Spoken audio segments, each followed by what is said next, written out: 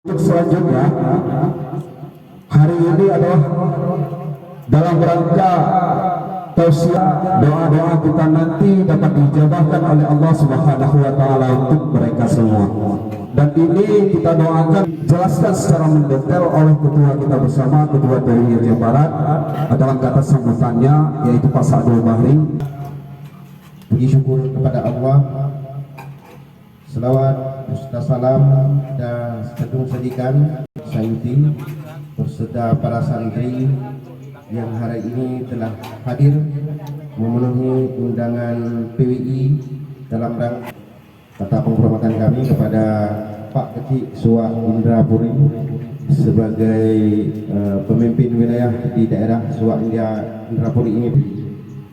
wakil ketua, bendahara dan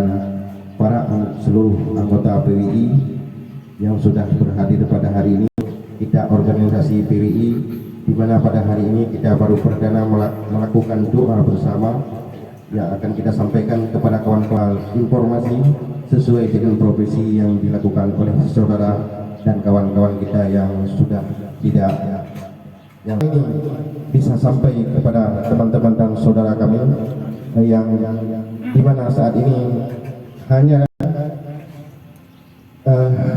kami dari PWI ada sejumlah program yang akan kami realisasikan ke depannya, dan ini adalah